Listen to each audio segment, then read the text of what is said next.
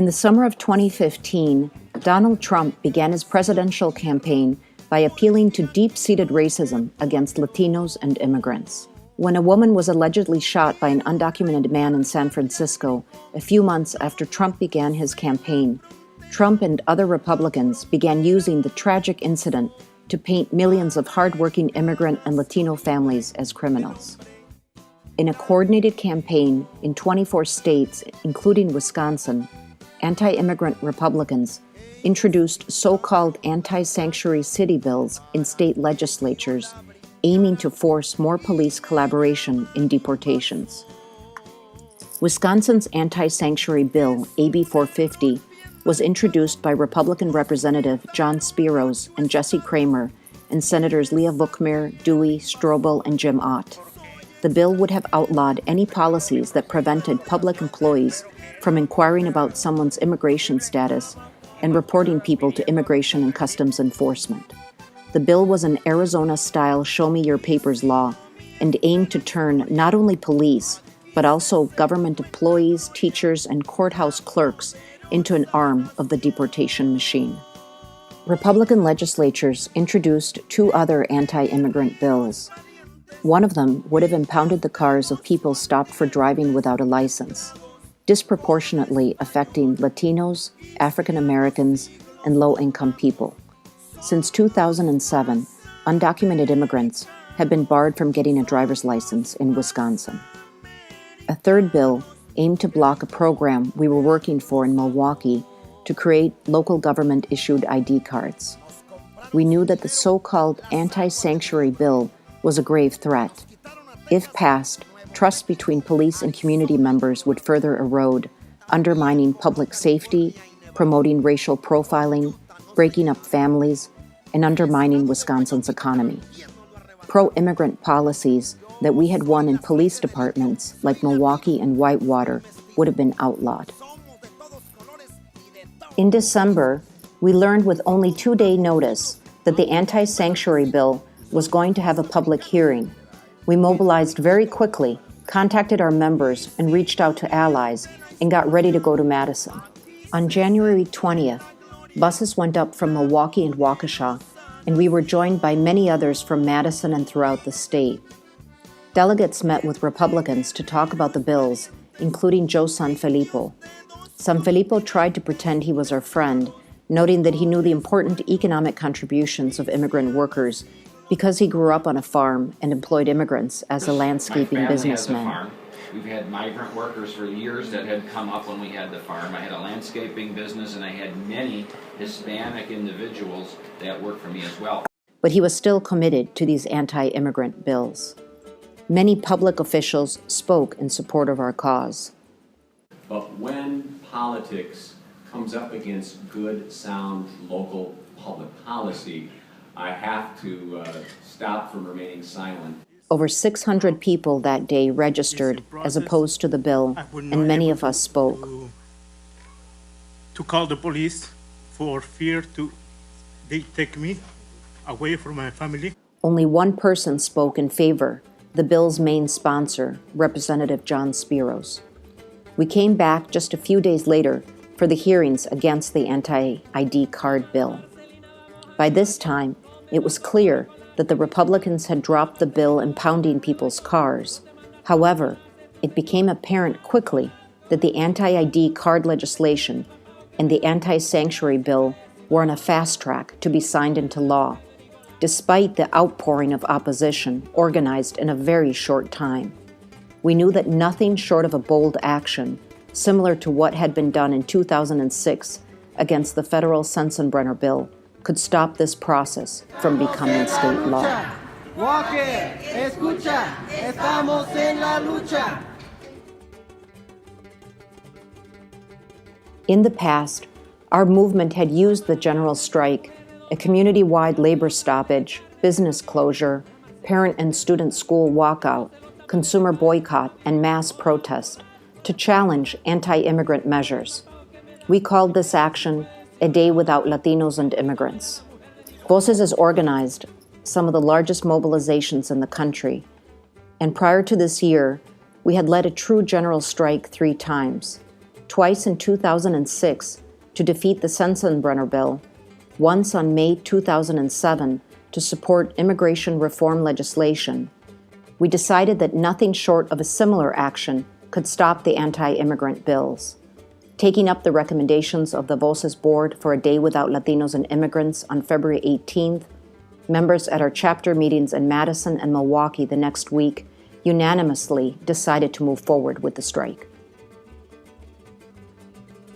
On February 11th, the Assembly Committee, before a room packed with the immigrant community and supporters, voted to pass the anti-sanctuary bill and send it to the full Assembly for a vote. Immediately, we made public our call for a Day Without Latinos and Immigrants. Esta ley la vamos a parar. ¿Y por qué esta ley ya la paramos en el 2006? Hola, yo estoy ahorita organizando que todos los estudiantes salgan de la high school, de todos los middle schools, que hagamos un walkout. Social media became an important organizing tool that reached statewide and into rural areas. Linda Hernandez, a former radio DJ, used Facebook to urge her followers to strike, and in the meantime, to post images of themselves at their workplace, holding signs reading, "Wisconsin is not Arizona." The slogan is a reference to Arizona's SB 1070 Show Me Your Papers law that ignited a national boycott of the state in civil rights lawsuit.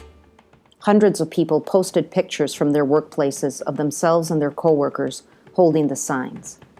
Throughout the campaign against the anti-immigrant bills, La Movida 1480 AM in Madison, the Spanish-language radio station, had been working closely with us to inform the community in the Madison area about what was happening, and they beat the drum for the Day Without Latinos.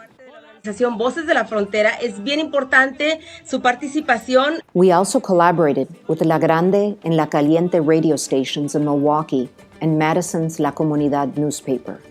Some were skeptical, but the idea gained steam. Workers throughout the state began to make plans with their co-workers to go to Madison on the 18th. Voces coordinated participation from over 40 cities. We learned of hundreds of businesses planning to close or that would be affected by work stoppages. We supported workers in drafting letters to present to their employers, explaining the urgency of the strike and the threat the anti-sanctuary bill posed to their livelihoods and families. As in past strikes, we supported workers to organize themselves collectively to prevent retaliation. The participation cut across all industries: fast food, factories, cleaning, hotels, restaurants, including Wisconsin's signature industry, dairy. More than 40% of dairy workers are immigrants, and over 60% of the milking is done by immigrant workers. With the help of the Dairy Business Association and local radio dairy DJs, we negotiated with dairy farmers and dairy workers to allow workers to participate in the Day Without Latinos action while keeping a skeleton crew at the farms so that the cows wouldn't be affected. In turn, the dairy farmers promised to step up and pressure Republican legislatures and Governor Walker to block the bills. What we need to have is proper immigration reform. Many sympathetic business owners began to announce they were closing We do a wholesale too. Drivers not coming tomorrow. From the time we had called for the Day Without Latinos, 11 days had passed. Instead of showing up at work, Villarreal and his 450 employees plan to show up in Madison. The day came. Tens of thousands of people poured into the Capitol from throughout Wisconsin in the state's largest protest since Act 10. People who could not come to Madison also participated by staying home from school and work and holding protest events like this one in far west Abbotsford. Schools throughout the state experienced far lower attendance than usual. The strike's economic disruption felt throughout many industries. This McDonald's, as well as a number of other restaurants, shut their doors today due to the Day Without Latinos protest. Univision reported that the dairy industry operated at half capacity on February 18th. In a testament to our preparation, the protest was entirely peaceful and no one was arrested.